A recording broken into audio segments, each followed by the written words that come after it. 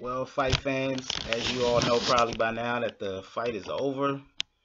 It was stopped in the sixth round because Kell Brooks cornered through the towel in because he had a broken orbital socket in his right eye, I believe.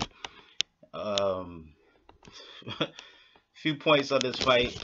I predicted, of course, that Brook was going to win this fight, and the reasons why I thought he would win this fight because I thought he was a better skilled fighter than Gennady Golovkin, and I think Brook, to people who were watching this fight, I think he proved that. He definitely has more skills. He was turning him just like I thought. He was pivoting him. He was making him miss a lot of big shots. He landed a lot of counter shots. And I thought the left hand was going to be a big part, but actually the right hand landed, I think, a lot more. But that left uppercut, I think, stunned Golovkin in the second round. Um, Also, he landed a couple of check left hooks, counter left hooks that it didn't those didn't really stun Golovkin because I just think the size was a little too much. But Golovkin was feeling those shots. You know, when you don't get hit that much, you're feeling those shots. I don't think Golovkin was ready to get knocked out or nothing, of course, but he felt those shots. You know, he felt those shots, and you can tell by his reaction. A lot of times, you can tell by the reaction of guys in there. You know, they want to fire back or make some kind of gesture. He kept nodding his head when he was acknowledging the shots. When Kell landed, I'm like, okay, okay, good shot. You know, nodding his head. That's when you know he felt the shot. Or a lot of times, guys will shake their head and say, no, no, no, I didn't get hit, or I didn't feel it, it didn't hurt. When guys do that, most of the time they felt it. They felt the shot. He wasn't ready to go though, you know. But the question is asked is if it was a bigger fighter like Andre Ward, you know, those shots are going to be harder than what Brook shots are coming in. And what Brook did, Andre Ward can definitely do because he's a slick fighter. So I think, you know, styles make fights. It doesn't mean Golovkin's a bad fighter. You know, I just think that when people try to make it seem like he's unstoppable, nobody could beat him, that's when I have a problem with that. But Golovkin's a good fighter. Like I said in the prediction, even when I predicted Kell, he's a good fighter. But my mind is still the same on him. Like I think his main thing is power, and that's what he lives by. He lives by power. But he has more skills than that. He has a nice jab, and I think he showcased his jab as well towards the end of this fight.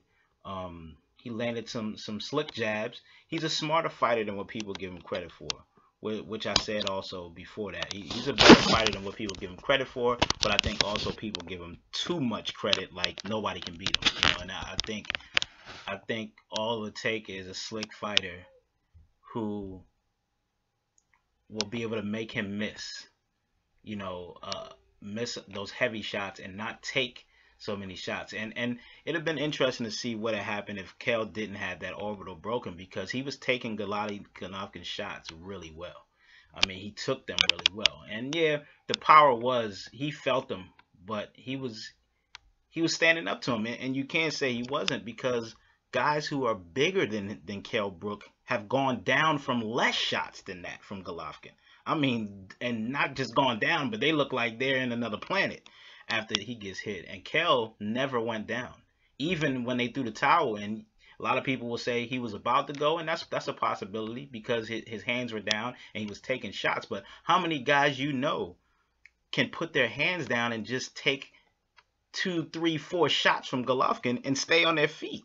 So I mean, you got to give him credit for that. And I think his stock kind of went up, and I think Golovkin's stock is going to go down. And there's going to be somebody sitting at home like an Andrade that will be looking at this and say, I can beat this guy. Canelo might be sitting back now saying, hey, I'm slick enough to beat this guy. I can make this guy miss, and I can land shots that he's gonna be hurt over. You know, I can counterpunch him. You know, people were talking Floyd before, but I mean, that fight will never happen, so there's no point even mentioning it because Floyd could never make 160, and you know, Golovkin draining himself. He's draining himself to make 160 now. I mean, to drain himself even more to get down to 154 to fight Floyd. Floyd would it'd be a fight that people hate because it'd be boring to them because Floyd would just outpoint him every round because he would just counter this guy, outpunch, you know, he would beat him for 12 rounds, unanimous decision. But anyway, it was a good fight though. 6 rounds of exciting fights, and that's what it's about for the fans. So whether you were rooting for Golovkin, whether you were rooting for Brook, you can't tell me that was not exciting.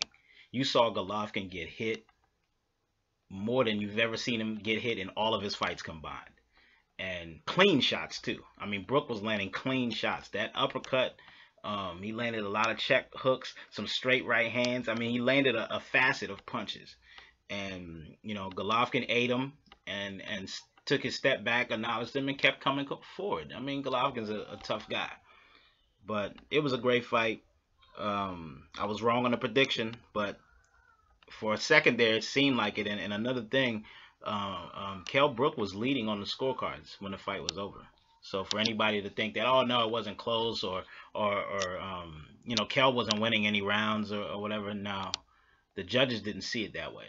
They saw it as Kell Brook was winning that fight at that point. But of course, that round, if he had survived that 6th round, that was definitely a Golovkin round, because Golovkin really put the pressure, and Kell's eye was bothering him too much, so it took him out of his game. But it would have been interesting to see, man, how it would have turned out. But y'all tell me what y'all think of the fight. You know, it was good. And let's listen to some of the commentary. I'll give y'all some of the commentary at the end of Paulie Malignaggi and I think Johnny Nelson was talking and what they thought of the fight.